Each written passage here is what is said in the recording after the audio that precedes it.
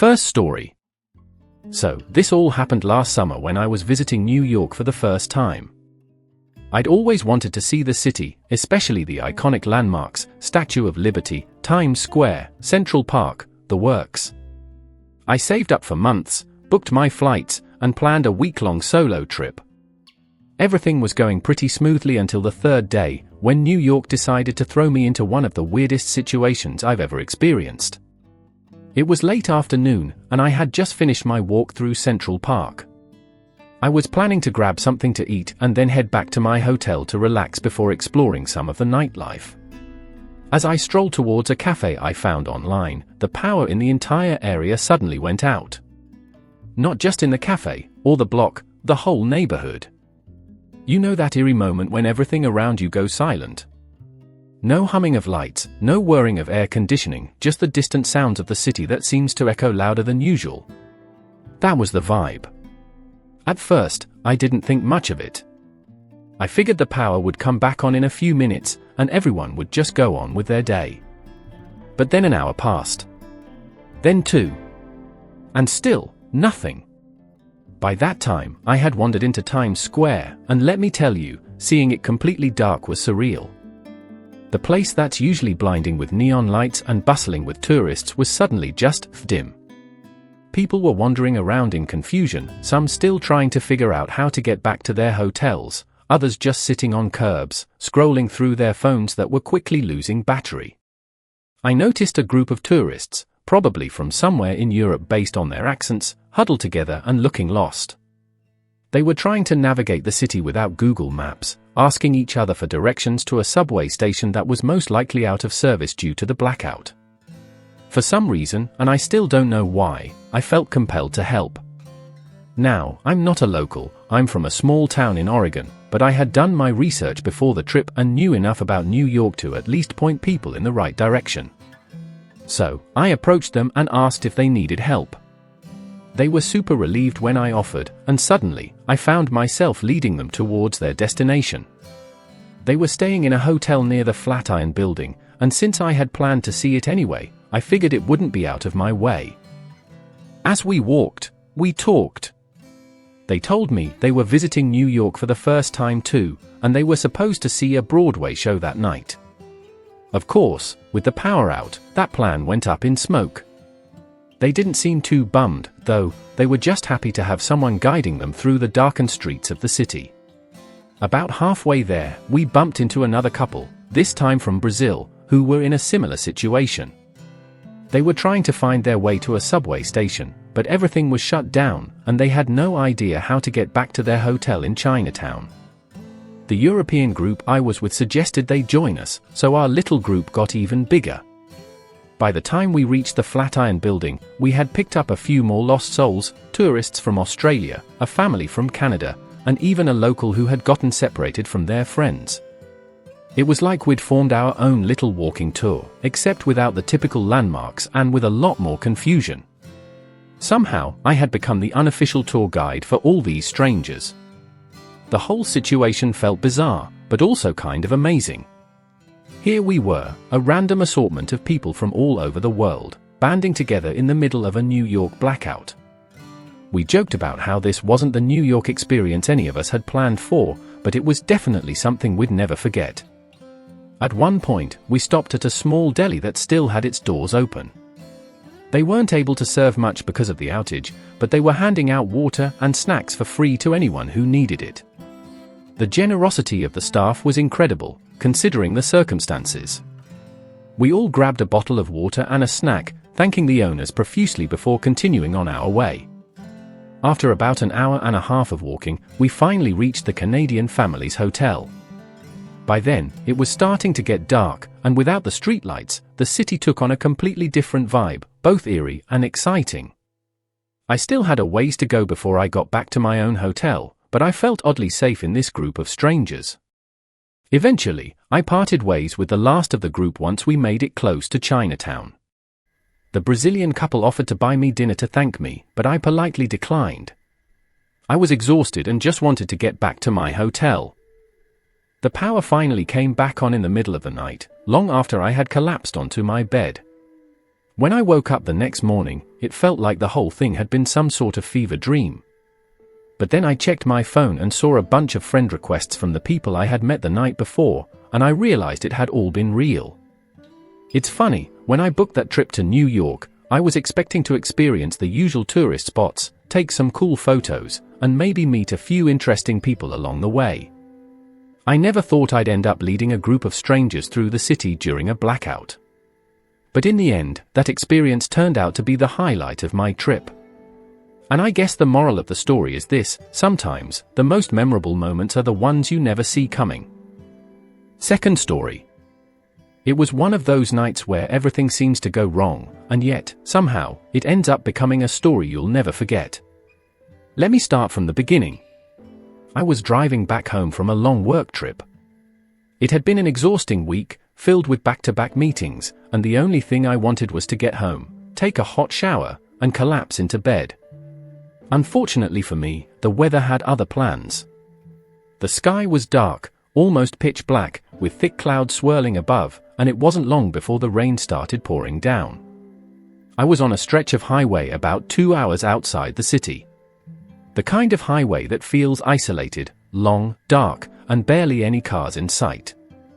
The rain was relentless, pounding against my windshield, and even with the wipers at full speed, visibility was horrible.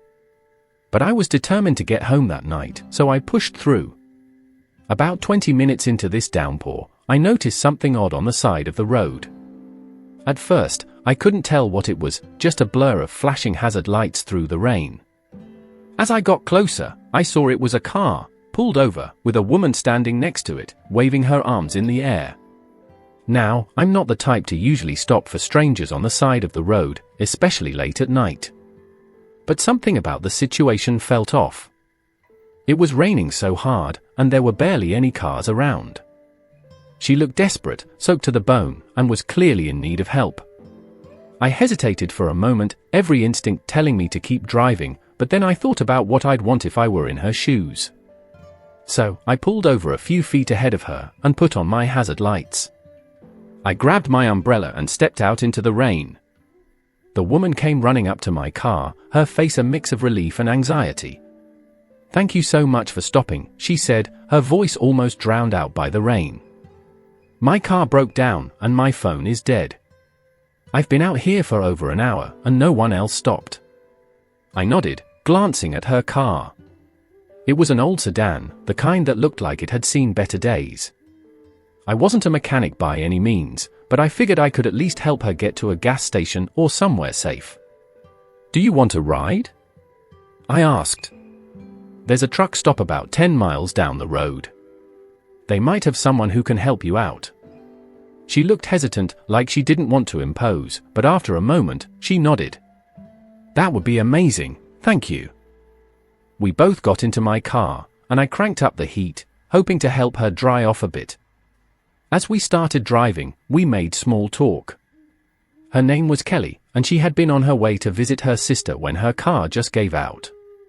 She didn't know much about cars, but from the sound of it, her engine had completely died. As we neared the truck stop, I noticed something out of the corner of my eye. A car, a dark SUV, had been following us for the past few miles. At first, I didn't think much of it. After all, it was a highway, and it wasn't unusual for cars to be going in the same direction.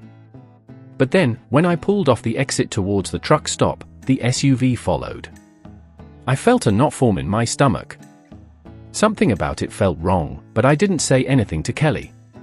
We pulled into the parking lot of the truck stop, and sure enough, the SUV parked just a few spaces away from us. The driver didn't get out, though. They just sat there, headlights off, but the engine still running. Kelly noticed it too. "Do you think they're following us?" she asked, her voice now tinged with worry. "I don't know," I admitted. "But let's go inside and see if we can find someone to help with your car." We got out of the car and hurried inside the truck stop, which was mostly empty except for a few truckers and a cashier who looked bored out of his mind. I told Kelly to stay near the entrance while I went to ask about a tow truck or mechanic. As I was talking to the cashier, I glanced out the window and saw the SUV was still there, its silhouette barely visible through the rain. The cashier told me there wasn't a mechanic on duty, but there was a phone we could use to call a tow truck. I thanked him and went back to Kelly, who looked increasingly anxious. "Let's call a tow," I suggested. "We can wait here until they arrive." She nodded, and I dialed the number, explaining the situation to the tow company. They said they'd be there in about 45 minutes. While we waited, we grabbed some coffee and sat at a table by the window. The SUV was still parked outside, unmoving. "What do you think they want?" Kelly asked quietly, staring out at the car. "I don't know," I replied, trying to sound calm, even though I was starting to feel uneasy myself. "Maybe it's just a coincidence." But it didn't feel like a coincidence. About 30 minutes later, the tow truck finally arrived. I walked out with Kelly to meet the driver, a big guy with a friendly smile who didn't seem the least bit fazed by the weather. As we explained the situation, I noticed the SUV's headlights flicker on. Then, slowly, it started to drive away. I felt a wave of relief wash over me, but at the same time, I couldn't shake the feeling that something weird had just happened. The tow truck driver assured Kelly that he'd take care of her car and drive her to a nearby motel where she could figure out the next steps. She thanked me profusely, offering to pay me for my help, but I waved her off. "Just be safe," I told her as she climbed into the tow truck. As I got back into my car and watched them drive off, I couldn't help but glance at the now empty spot where the SUV had been. Maybe it really had been nothing, just some random driver with bad timing. But part of me couldn't shake the feeling that something more was going on. I drove the rest of the way home in silence, the rain still coming down in sheets. I never did find out who was in that SUV, or why they were following us. But sometimes, I think back to that night and wonder how things might have gone if I hadn't stopped. Maybe it was nothing. Or maybe, just maybe, it was something much darker. All I know is that I'm glad I trusted my gut and stayed cautious. Because in situations like that, you never really know what's going on in the shadows. Third story. I've always been a creature of habit, especially when it comes to my daily commute. Every morning, I take the same train at the same time, sit in the same seat, if I'm lucky, and zone out with my headphones on until I reach my stop. I don't like making small talk, and I definitely don't interact with strangers. Well, I didn't, until this one time when everything changed. It was an unusually crowded Thursday morning, and I was running a bit late. By the time I got to the station, my usual seat was already taken, so I ended up sitting next to a guy who looked just as miserable about commuting as I felt. He had a newspaper folded under his arm and was furiously typing something into his phone, completely absorbed in whatever work emergency was already brewing. The train doors closed, and we were off. I pulled out my phone, stuck my headphones in, and tried to get lost in a podcast. But about 10 minutes into the ride, the train came to an abrupt halt. Not just a slowdown, I mean, it jerked to a complete stop so suddenly that a few people standing nearby stumbled and almost fell over. I yanked out my headphones and looked around, confused. Everyone else seemed just as bewildered. A voice crackled over the intercom. "Ladies and gentlemen, we apologize for the delay. We are currently experiencing a technical issue and will be stationary for a few moments. We appreciate your patience." You know that collective sigh people make when they realize their morning is about to get a lot longer. Yeah, that happened. People started grumbling, checking their phones for updates, and sighing loudly. I glanced at the guy next to me. He was still glued to his phone, but I could see the frustration creeping onto his face. 5 minutes passed, then 10. Still no movement. The air in the train started to feel thick with irritation. A few people tried to pass the time by making small talk with those around them. I stayed quiet, determined to just wait it out in silence, but that plan didn't last long. The guy next to me suddenly let out an exasperated laugh. "Well, this is a great way to start the day," he said, more to himself than to me. But since we were basically shoulder to shoulder, I felt like I had to respond. "Yeah, nothing like a train delay to really get the morning going," I said, offering a weak smile. He turned to me, surprised, like he wasn't expecting anyone to engage. "No kidding. I've got a meeting in 30 minutes, and of course, the one day I'm actually on time, this happens. Murphy's Law, right? I joked. Anything that can go wrong, will. He chuckled. Exactly. I'm Ben, by the way. Chris, I replied, shaking his hand awkwardly given the tight space. And that's how it started, just a casual, forced conversation between two strangers stuck on a delayed train. We talked about work, he was in marketing, I'm in IT, our mutual hatred of morning commutes, and how the city's transit system was basically held together with duct tape and prayers. I found out he lived a few stops before mine, and that he had only moved to the area a few months ago. We laughed about how the only thing worse than commuting was finding an apartment that didn't cost your entire paycheck. Before I knew it, 30 minutes had passed. The train still hadn't moved, but our conversation was surprisingly easy. I'm not usually the type to open up to people, but there was something about Ben's sarcastic sense of humor and laid-back attitude that made me forget we were strangers. We started talking about TV shows, and it turned out we were both huge fans of the same obscure British series. At some point, the woman sitting across from us chimed in, recommending another show we might like.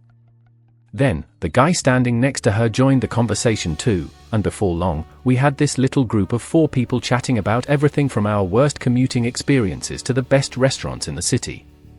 It was one of those weird moments where a bunch of strangers are thrown together by circumstance, and for some reason, it just clicks. There was no awkwardness, no small talk that felt forced. Just genuine conversation.